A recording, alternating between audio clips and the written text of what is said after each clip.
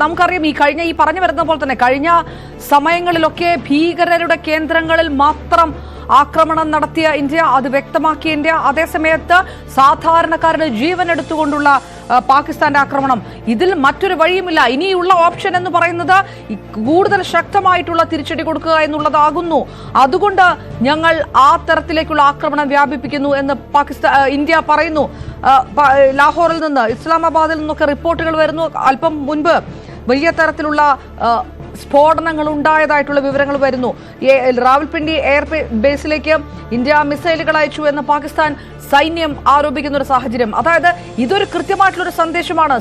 അതിർത്തിയിൽ തുടരുന്ന ഷെല്ലാക്രമണം, സാധാരണക്കാരുടെ ജീവനുകൾ പോകുന്നു. ഇനി സൈനിക കേന്ദ്രങ്ങളിലേക്ക് തന്നെ കൃത്യമായി തൊടുത്തുവിടും ഇന്ത്യ എന്നുള്ളൊരു സന്ദേശം കൂടി ഇതിനകത്തുണ്ട്, അല്ലേ? തീർച്ചയായും അതുതന്നെയാണ് ഈ സാഹചര്യം. അതിർത്തിയിലെ സംഘർഷം അത് ഇന്നലെ രാത്രി അസാധാരണമായ സാഹചര്യങ്ങളിലേക്ക് കടന്നിരുന്നു. അതിന് മറുപടി എന്നോണമാണ് ഇന്ത്യയുടെ തിരിച്ചടി ഉണ്ടായത്. പ്രധാനപ്പെട്ട സൈനിക നീക്കം പാകിസ്ഥാനിലെ പ്രധാനപ്പെട്ട എയർ ബേസിനുകളിലാണ് ഇന്ത്യയുടെ സൈനിക നീക്കമുണ്ടായത്. ഇന്ന് വൈകിട്ടും ഇന്ന് വെളുപ്പിനെയും പൂഞ്ച്, ഉറി അടക്കമുള്ള ഇടങ്ങളിൽ അതിർത്തിയിൽ വലിയ വെടിവെപ്പ് പാകിസ്ഥാൻ പോസ്റ്റുകളിൽ നിന്ന് ഉണ്ടാവുന്നുണ്ട്. ഇതിന് ഇന്ത്യയുടെ ചെറുത്തുനിൽപ്പ് നടക്കുന്നുണ്ട്. ഇതാണിപ്പോൾ നടക്കുന്ന സാഹചര്യങ്ങൾ. എന്തായാലും 5:45 അല്പസമയത്തോടെ തന്നെ സൈന്യത്തിൻ്റെ വാർത്താ സമ്മേളനം നമ്മൾ പ്രതീക്ഷിക്കുന്നു. ഇത് സംബന്ധിച്ചൊരു വ്യക്തത അപ്പോഴുണ്ടാകുമെന്ന് നമ്മൾ പ്രതീക്ഷിക്കുകയാണ്. എന്തായാലും വളരെ പ്രധാനപ്പെട്ട തന്ത്രപ്രധാനമായ നീക്കമാണ് ഇന്ത്യയുടെ ഭാഗത്തു നിന്നുണ്ടാകുന്നത്. സൈനിക നീക്കം, പാകിസ്ഥാന്റെ നീക്കത്തിന് രാജ്യം നൽകാൻ പോകുന്ന മറുപടി എന്താണ്, കൂടുതൽ ഇടങ്ങളിൽ ജാഗ്രതാ നീക്കമുണ്ടാകുന്നു തുടങ്ങിയ പ്രധാനപ്പെട്ട കാര്യമാണ്. എന്തായാലും ഈ നീക്കത്തിന് പിന്നിൽ വളരെ പ്രധാനപ്പെട്ട, ഇന്ന് രാവിലെയും ജമ്മു കാശ്മീർ, ബാരാമുള്ള അടക്കമുള്ള ഇടങ്ങളിൽ വലിയ പൊട്ടിത്തെറികൾ കേൾക്കുന്നതായി പ്രദേശവാസികൾ പറയുന്നുണ്ട്. ജനങ്ങൾക്ക് വലിയ തരത്തിലുള്ള ജാഗ്രതാ നിർദ്ദേശം നൽകിയിട്ടുണ്ട്. അതായത് കൂടുതൽ ആക്രമണ സാധ്യതയുള്ളതിനാൽ തന്നെ പ്രദേശത്ത് കൂടുതൽ ജാഗ്രത വേണം, വീടുകളിൽ നിന്ന് പുറത്തിറങ്ങുന്നത് അടക്കമുള്ള വലിയ ജാഗ്രത നിലവിൽ തന്നെയുണ്ട്. അതുകൊണ്ട് തന്നെ ഇക്കാര്യത്തിൽ നടക്കുന്ന നീക്കങ്ങളിൽ വളരെ പ്രധാനപ്പെട്ട സാഹചര്യം ആയിക്കൂടി മാറുകയാണ്. എന്തായാലും ഇന്ത്യയുടെ സജിത്ത്, ഇപ്പോൾ നമ്മൾ പറഞ്ഞുകൊണ്ടിരിക്കുന്നത് പാകിസ്ഥാന്റെ ഡ്രോൺ ആക്രമണങ്ങൾ തുടരുന്ന കാഴ്ച.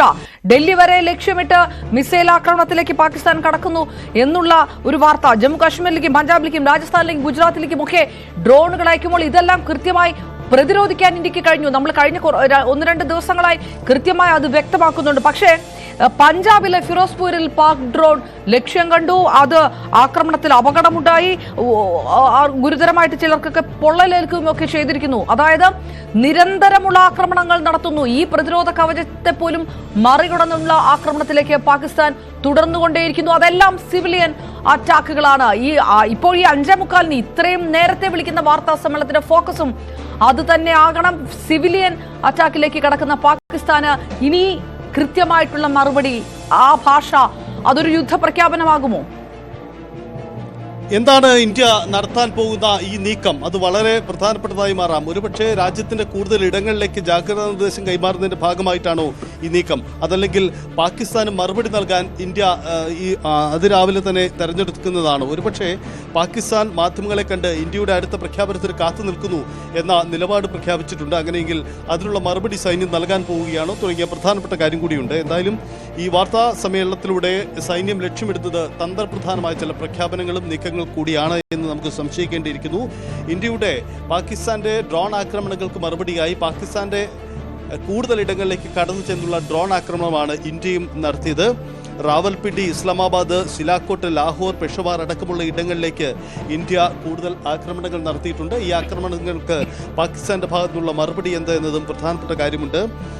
ഒപ്പം പാകിസ്ഥാൻ വളരെ പ്രധാനപ്പെട്ട ഈ ആക്രമണങ്ങളുടെ മറവിൽ കൂടുതൽ തീവ്രവാദി നീക്കങ്ങൾ ഉണ്ടാകും, അത്തരം ശ്രമങ്ങൾ ഉണ്ടാകുന്നു എന്ന ചില റിപ്പോർട്ടുകൾ വരുന്നുണ്ട്. അതായത് സാധാരണക്കാരെ കടന്നാക്രമിക്കാനുള്ള സാധ്യതകൾ, പ്രത്യേകിച്ച് ഏതെങ്കിലും തരത്തിലുള്ള ഹൈജാക്കുകൾ, അതല്ലെങ്കിൽ ആൾക്കൂട്ടമുണ്ടാകുന്ന ഇടങ്ങളിൽ മറ്റെന്തെങ്കിലും തീവ്രവാദി ആക്രമണങ്ങൾ, ഇതൊക്കെ ഈ സമയത്തിന് അവർ തിരഞ്ഞെടുത്തേക്കാമെന്ന ഇന്റലിജൻസ് റിപ്പോർട്ടുകൾ പോലും രാജ്യത്തിന് ലഭ്യമായി എന്നാണ് വിവരം. അങ്ങനെയെങ്കിൽ അത്തരം നീക്കത്തെ ചെറുക്കേണ്ടതുണ്ട്. അതിനെ സംബന്ധിച്ചുള്ള ജാഗ്രതയിലേക്ക് തന്നെ പോകുന്നുവെന്ന് വേണം മനസ്സിലാക്കാൻ.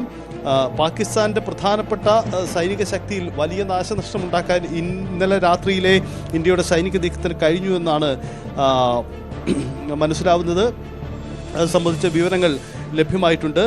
പാകിസ്ഥാൻ എയർ സ്പേസ് പൂർണ്ണമായി അടച്ചിരിക്കുകയാണ്. മറ്റ് ഒരു അറിയിപ്പുണ്ടാകുന്ന വരെ, അതായത് ഇന്ന് 12 മണി വരെയാണ്, ഇന്ന് ഉച്ചയ്ക്ക് 12 മണി വരെ പാകിസ്ഥാൻ എയർ സ്പേസ് പൂർണ്ണമായി അടച്ചുകൊണ്ടുള്ള നീക്കമാണ്. രണ്ട് സാധ്യതകളാണുള്ളത്. ഒരുപക്ഷെ ഇന്ത്യയുടെ സൈനിക നീക്കം മുന്നിൽ കണ്ടുകൊണ്ടുള്ള ഒരു തയ്യാറെടുപ്പാവാം പാകിസ്ഥാൻ നടത്തുന്നത്, അല്ലെങ്കിൽ പാകിസ്ഥാന്റെ ഭാഗത്ത് മറുപടി നൽകാൻ അവർ മറ്റെന്തെങ്കിലും നീക്കം നടത്തുകയാണോ, ഇക്കാര്യത്തിൽ വ്യക്തത വരുത്തേണ്ടതുണ്ട്. എന്തായാലും വലിയ നാശനഷ്ടം ഇക്കാര്യത്തിൽ പാകിസ്ഥാൻ ഉണ്ടായിട്ടുണ്ട് എന്നതാണ് സാഹചര്യം. പാകിസ്ഥാൻ എയർ സ്പേസുകളിൽ വലിയ നാശനഷ്ടം ഉണ്ടാക്കാൻ ഇന്ത്യയുടെ സൈനിക നീക്കത്തിനും കഴിഞ്ഞിട്ടുണ്ട്. അതുകൊണ്ട് ഇക്കാര്യത്തിൽ ഒരു വ്യക്തത വരേണ്ടതുണ്ട്. ഇതിനൊപ്പം തന്നെ പലതരത്തിലുള്ള പ്രചാരണങ്ങൾ അന്താരാഷ്ട്ര സമൂഹത്തിന് മുന്നിൽ നടത്താൻ ഒരു നാണക്കേടുമില്ലാത്ത പാകിസ്ഥാൻ അമൃത്സറിലുണ്ടായ ആക്രമണം ഇന്ത്യ തന്നെ ഉണ്ടാക്കിയതാണ് എന്നതടക്കമുള്ള ആരോപണങ്ങളൊക്കെ ഉന്നയിക്കുന്ന കാഴ്ചകൾ ഉണ്ടായിരുന്നു. അതിനൊക്കെയുള്ള മറുപടി കൂടിയായിരിക്കും ഈ വാർത്താ സമ്മേളനത്തിൽ. അങ്ങനെ കൂടി വേണമോ വിചാരിക്കാൻ? ഒരു രാജ്യം ആ രാജ്യത്തിനെതിരെ തന്നെ ആക്രമണം നടത്തുകയാണെന്നുള്ള പ്രചാരണം പാകിസ്ഥാൻ അഴിച്ചുവിടുമ്പോൾ സ്വാഭാവികമായിട്ടും അത് എത്ര വലിയ ഭിന്നിപ്പുണ്ടാക്കാൻ എന്താ ലക്ഷ്യത്തോടു കൂടി തന്നെ ആയിരിക്കണം. അങ്ങനെ പാകിസ്ഥാൻ നടത്തുന്ന ആക്രമണം പല തലത്തിലുള്ളതാണ്. ആ പല തലത്തിലുള്ള ആക്രമണത്തിന് ഇന്ത്യ കൊടുക്കുന്ന മറുപടികളിൽ പോലും പാഠം പഠിക്കുകയില്ല എന്ന് വരുമ്പോൾ സൈന്യം ഒരുപക്ഷെ ഈ മറുപടികൾ കൂടി ഉൾപ്പെട്ടുകൊണ്ടായിരിക്കുമോ ഈ വാർത്താ സമ്മേളനം? അതുകൂടി രാജ്യത്തിന് ഉറ്റുനോക്കേണ്ടതായി വരുന്നു അല്ലേ? തീർച്ചയായിട്ടും അത് വേണ്ടിവരും. അപർണ, ഇതിനിടയിൽ നമുക്ക് പാകിസ്ഥാന്റെ ഒരു മറുപടി കൂടി ലഭ്യമാവുന്നു. പാകിസ്ഥാൻ ഇന്ത്യയുടെ ഈ ആക്രമണം സ്ഥിരീകരിക്കുന്നു. പാകിസ്ഥാൻ എയർ സ്റ്റേഷനുകൾ ലക്ഷ്യമിട്ടുകൊണ്ട് ഇന്ത്യ നീക്കം നടത്തി എന്ന കാര്യം പാകിസ്ഥാൻ കൂടി സ്ഥിരീകരിക്കുന്നു. അതായത് നൂർഖാൻ എയർബേസ്, ഒപ്പം തന്നെ ഷോർക്കോട്ട് എയർബേസ്, ഒപ്പം മുറിദ് എയർബേസ്, ഈ 3 എയർബേസുകൾക്ക് നേരെയും ഇന്ത്യയുടെ സൈനിക നീക്കമുണ്ടായി എന്ന കാര്യം പറയുന്നു. പക്ഷേ ഞങ്ങൾക്ക് നാശനഷ്ടമൊന്നും ഉണ്ടാക്കാൻ കഴിഞ്ഞിട്ടില്ല, പൂർണ്ണമായും സേഫ് എന്നതാണ് പാകിസ്ഥാൻ വ്യക്തമാക്കുന്ന കാര്യം. ഒരു കാര്യം കൂടി പാകിസ്ഥാൻ ആരോപിക്കുന്നു. ഇന്ത്യ അഫ്ഗാനിസ്ഥാനെതിരെ മിസൈൽ ആക്രമണത്തിനും നീക്കം നടത്തി എന്ന കാര്യം പാകിസ്ഥാൻ ആരോപിക്കുന്നുണ്ട്. ഒരുപക്ഷെ പാകിസ്ഥാന്റെ ഒരു പുതിയ നയതന്ത്ര നീക്കം കൂടിയാവാം. കാരണം അഫ്ഗാനിസ്ഥാനെ കൂടി ഇതിൽ കക്ഷി ചേർത്തുകൊണ്ടുള്ള ഒരു നീക്കത്തിന് അവർ ശ്രമിക്കുകയാവാം. ഇന്ത്യ അഫ്ഗാനിസ്ഥാനെ ലക്ഷ്യമിട്ടും മിസൈൽ പായിച്ചു, മിസൈൽ അവിടെ ലക്ഷ്യമിട്ട് ലോഞ്ച് ചെയ്തു എന്ന ആരോപണം കൂടി പാകിസ്ഥാൻ ഉന്നയിക്കുന്നുണ്ട്.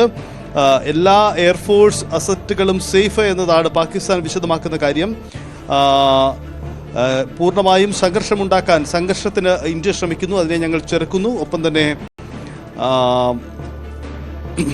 രാജ്യം പാകിസ്ഥാൻ ഞങ്ങൾക്ക്, പാകിസ്ഥാനിലെ ജനങ്ങളൊപ്പമുണ്ട്, ഇതൊക്കെയാണ് അവിടെ സൈന്യത്തിൻ്റെ അവകാശവാദം. എന്തായാലും ഇന്ന് ഉച്ചയ്ക്ക് 12 വരെ പാകിസ്ഥാൻ എയർ സ്പേസ് പൂർണ്ണമായും അടച്ചിട്ടുകൊണ്ടുള്ള പ്രഖ്യാപനം ഉണ്ടാവുന്നു. പുതിയ സൈനിക നീക്കമാണോ അതല്ല ഇന്ത്യയുടെ തിരിച്ചടി മുന്നിൽ കണ്ടുള്ള തയ്യാറെടുപ്പുകൾ? സജിത്ത്, ഇന്നലെ ഒരു നിർണായക ഇടപെടലിനൊക്കെ സൗദിയൊക്കെ ചെല്ലുന്ന ഒരു കാഴ്ചയൊക്കെ ഉണ്ടായിരുന്നു. ഇന്നലെ ഷഹബാസ് ഷെരീഫുമായിട്ടുമൊക്കെ സൗദി വിദേശകാര്യമന്ത്രി അർദ്ധരാത്രിയൊക്കെ കൂടിക്കാഴ്ച നടത്തുന്ന ഒരു സാഹചര്യം. സാധാരണ രീതിയിൽ ഉള്ളതിനപ്പുറത്തേക്ക് ഇന്ത്യയിലേക്ക് തന്നെ പെട്ടെന്ന് എത്തുക, ഒരു മുൻകൂട്ടി പ്രഖ്യാപിക്കാതെ സന്ദർശനം നടത്തുക, ഇന്ത്യൻ വിദേശകാര്യമന്ത്രിയുമായി കൂടിക്കാഴ്ച നടത്തുക, ഇങ്ങനെയൊക്കെ ചെയ്ത ശേഷം